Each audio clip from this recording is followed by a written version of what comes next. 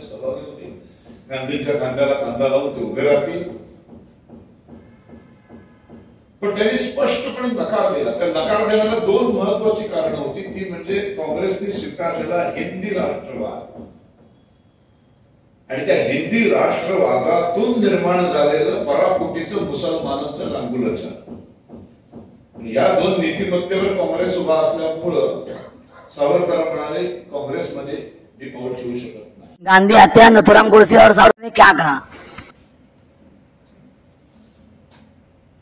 मग त्यांना गरज पडली काँग्रेसच्या स्थापनेची. काँग्रेसची स्थापना भारतीयांनी नाही केली, काँग्रेसची स्थापना ब्रिटिशांनी केली. त्याच्या पहिल्या गोळीने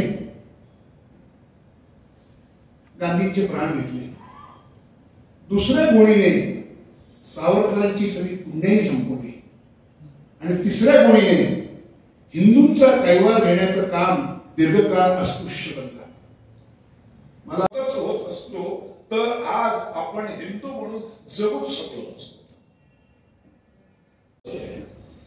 एक तापमान आहे ते सेट केलेलं आहे. त्या तापमानापेक्षा तापमान वाढलं की शिट्टी वर जाते आणि वाफ बाहेर येते, ते तापमान खाली येतं आणि पुन्हा आपलं डाळ तांदूळ शिजत. बरोबर,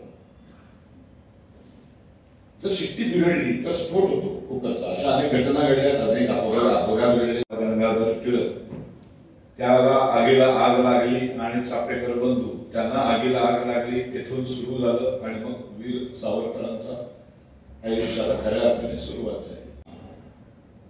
भारत देश नावाचा एक प्रेशर कुकर आहे आणि त्यातलं तापमान 1857च्या नंतर जो शांतपणे प्रेशर कुकर तापत होता, आतलं डाळ शिजत होती, म्हणजे ब्रिटिशांची डाळ इथे निवांत शिजत होती, कुठलाही धोका नव्हता. आणि मग अचानक एक पहिली ठिणगी पडली.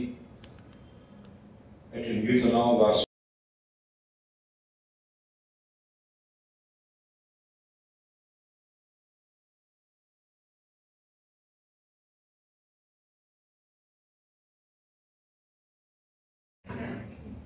आता पुन्हा हा स्फोट होणार. 1857 ज्या थोड्याफार चुका झाल्या आपल्या हातून, त्या चुका आता आपण पुन्हा करणार नाही. आणि हा जर स्फोट झाला तर आपल्याला आत्ताच देश सोडून, म्हणजे 1880-90च्याच काळात आपल्याला देश सोडून जावं लागेल. त्यांना सगळं असं खरं वाटलं की सोन्याची लाकडं बिकडं जाळत होती की असलं काही होत नव्हतं. या सगळ्या कवी कल्पना आहे. सोन्याचा धूर निघायचा. सोन्याचा धूर म्हणजे सोन्यासारखं ज्ञान विज्ञान इथे निर्माण होत होतं. वर्ष या देशामध्ये मुसलमान येऊन सुद्धा त्यांना हा धर्म, हा देश, ही हिंदू संस्कृती आपली कधीच वाटली नाही. ते सदैव त्यांचे स्वतःचं वेगळं अस्तित्व टिकवण्याच्याच पाठीमागे राहिले. हे त्यांचं अंतिम ध्येय आहे. हे जर ज्याला ज्याला मान्य आहे तो त्यांचा सभासद होतो आणि त्या ओएससीचा तो अनुयायी बनतो.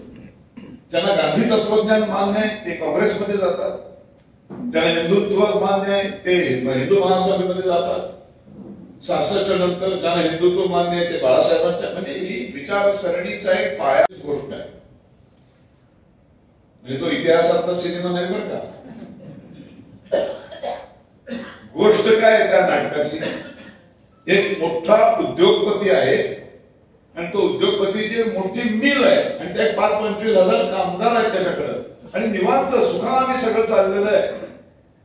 आणि एक दिवस तो उद्योगपती त्या कामगारांमधून जात असताना त्याच्या कानावर 2-4 विद्रोहाचे, असंतोषाचे शब्द पडतात. तो दुर्लक्ष करतो.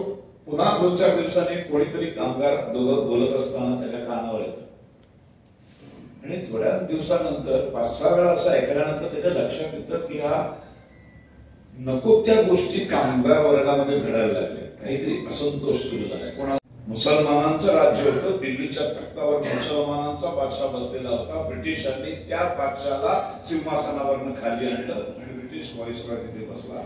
ह्या देश स्वतंत्र होईल तेव्हा पुन्हा मुसलमानांचं राज्य आलं पाहिजे. आणि तसं जर येणार असेल तरच आम्हाला इंटरेस्ट आहे, तसं येणार नसेल तर आम्हाला इंटरेस्ट नाही. म्हणजे अखंड हिंदुस्थानवर आमचं राज्य येणार नसेल तर मग आम्हाला हा देश स्वतंत्र होण्यात काहीच इंटरेस्ट नाही. मग आमचा इंटरेस्ट आहे आम्हाला हक्काचं काहीतरी मिळालं पाहिजे. या घराचं संपूर्ण मालकी माझ्याकडे द्या, नाही तर माझी वाटणी करा आणि मला माझा वेगळा हिस्सा द्या. दोन भाऊ भांडले की वडिलांकडे मागतात.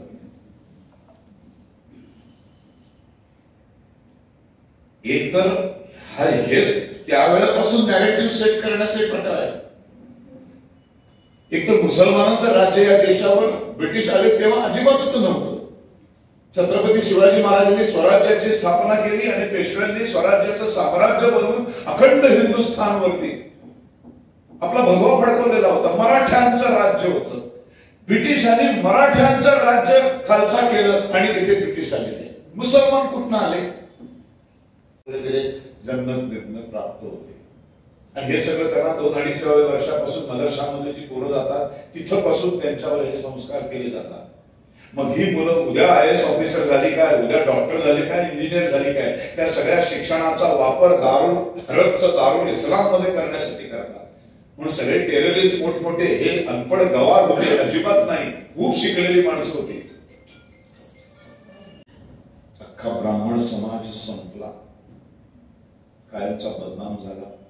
हिंदुत्व बदनाम झालं, हिंदू महासभा बदनाम झाली आणि या सगळ्यांचं नेतृत्व करणारे तात्याराव सावरकर एवढ्या दैदिप्यमान कारकिर्दीवरती एक काळा डाग लावण्याची संधी ऐतिहासिक चालू झाली असून सुद्धा आज असंख्य डिबेट्स मध्ये काँग्रेसची लोक सावरकरांना गांधी हत्येमध्ये ते आरोपी होते, केवळ पुराव्या अभावी ते सुटले असं म्हणतात. पण हे सगळे जे बोलणारे आहेत ह्यांचे सगळ्या पक्षांचे लीडर पुरावे नाहीत म्हणूनच बेरवळ सुटलेले आहेत. GH आहे ना त्याचं स्पेलिंग. गांधी, मोहनदास करमचंद गांधी यांच्याशी काही संबंध नाही राहुल गांधीचा. मी खरं सांगतोय, त्या घराण्याचा ह्याच्याशी काही संबंध नाही. ते अडॉप्ट केलेलं नाव आहे आणि त्या आडनावाचा पुरेपूर फायदा घेतोय तो आजही, कारण आपण मूर्ख आहोत. महाराष्ट्रात उचललं, बेळगावच्या कर्नाटकच्या त्या बेळगावच्या जेलमध्ये नेऊन टाकलं.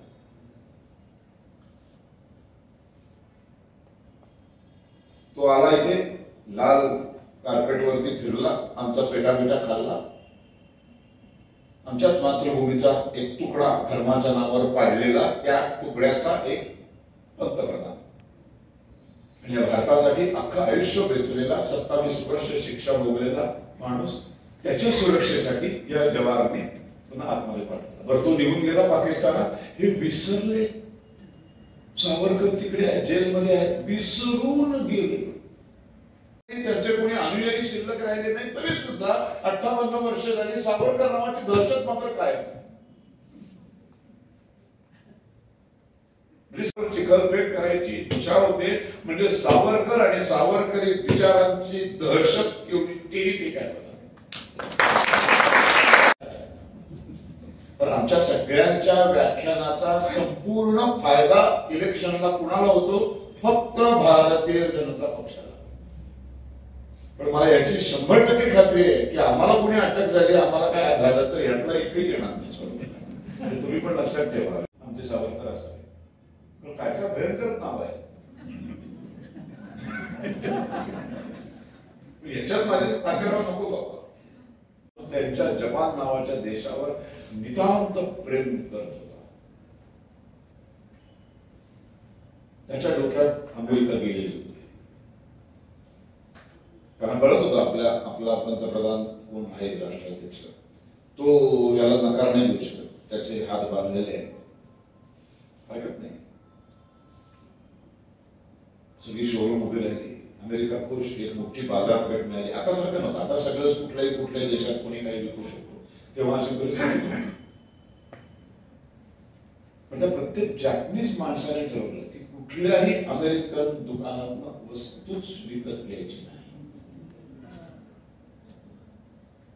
आर्थिक कणा मोडून काढायचा. च्या व्यवसायात अमेरिकेने गुंतवले होते ते पैसे सडले, मोटार गाड्या सडल्या, हॉटेल सडली, सगळ्या वस्तू सडून गेल्या आणि अमेरिकेला जाग आली. लक्षात आलं जॅपनीज लोकांनी एक अघोषित अशी बंदी आपल्यावर टाकली. हे हलाल सर्टिफाईड आहे. हिमालय नावाच्या कंपनीची जी तेल बिल आहेत ते सगळी भले नाही केस वाढले तरी चालतील, पण हिमालयाचं तेल मी लोकांना आणलं, हिमालयाचं प्रॉडक्ट मी घेणार नाही. नको त्या वेळेला मोबाईल काढतात, नाटकाला बसले की सवय आहे ती मोबाईल काढून नाटक शूट करायचं, सिनेमाला गेले नाटक सिनेमा शूट करायला. हे न करता अशा कुठल्या भोलेशंकर हॉटेलमध्ये गेलात ना की फक्त तिथे एक स्कॅन असतो, QR कोडचं एक असं ठेवलेलं असतं, फोन पे आणि त्याच्यावर असं मोबाईलचा कॅमेरा काढून फक्त हे करायचं. ते पटकन जयशंकर हॉटेलमध्ये मालकाचं नाव अमेरिकन दिसतं तुम्हाला, युसुफ मारायचा, परत बाहेरच्या गाडी. आपण आपल्या राष्ट्राला आणि जो आपला शत्रू आहे त्या शत्रूला वडणीवर आणण्याचा हा सर्वोत्तम मार्ग आहे. खरं सांगतो मी हलाल बघून बंद केले तेव्हा भारतातल्या वस्तूंवरचा हलाल बंद हे आपण केलं पाहिजे. भाजी मार्केटमध्ये सुद्धा तुम्हाला खूप अमेरिकन टोप्या दिसतात, नका बोलू त्याला. नाही टोमॅटो घेतला तरी चालेल. मला म्हणाला मला टोमॅटो बटाट्याचा रस्सा मध्ये आहे तर त्याचा मूड गेला तरी चालेल. उन्मेषशालिनी अशी शरद पंक्षांची प्रतिभा नवोन्मेषशालिनी अशी घोडचूकच आहे.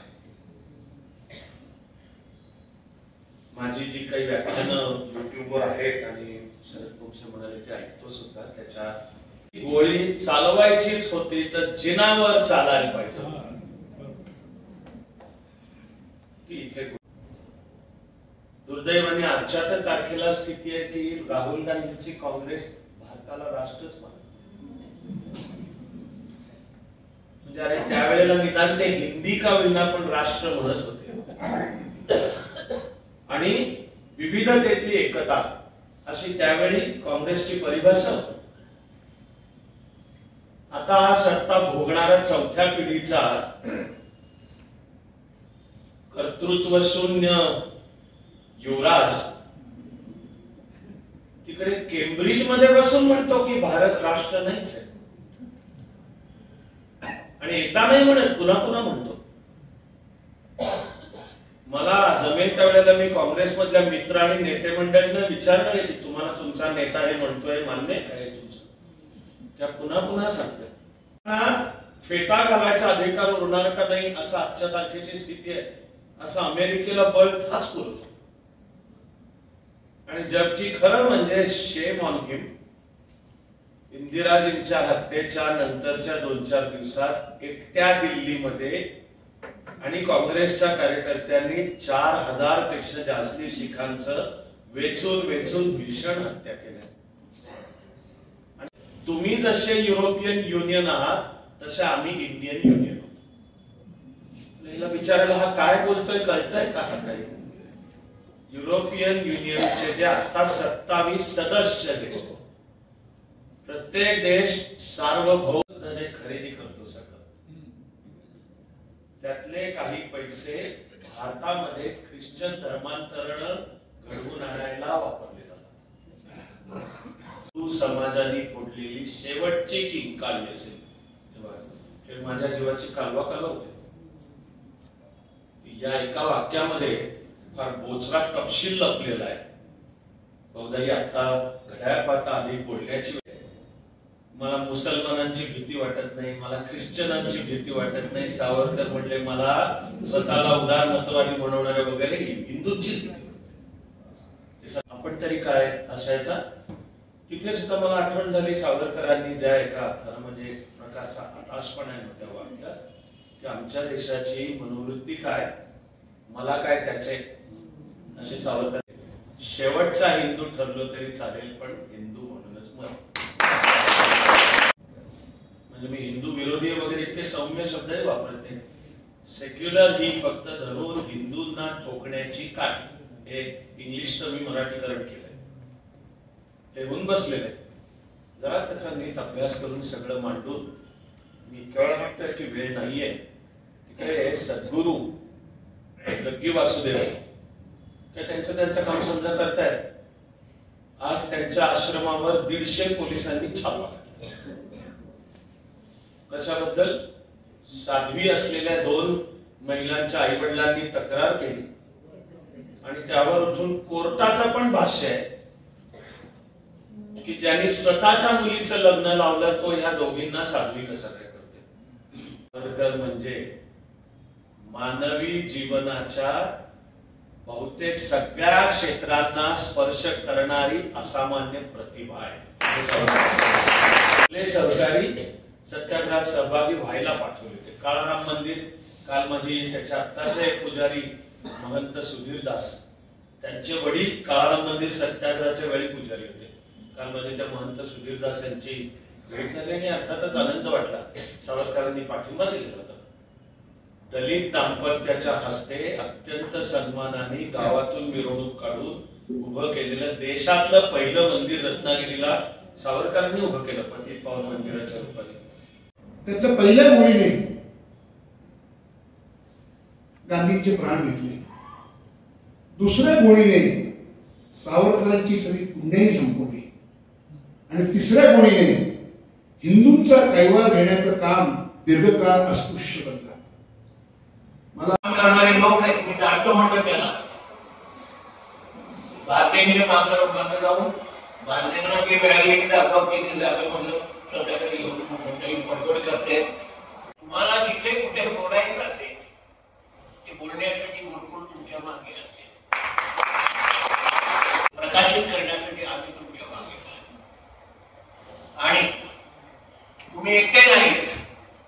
पुण्यातले नाटकात तुमच्या मागे आहेत अशी ताकद आम्ही साजरी करण्यासाठी सावरकर पुण्यात आले.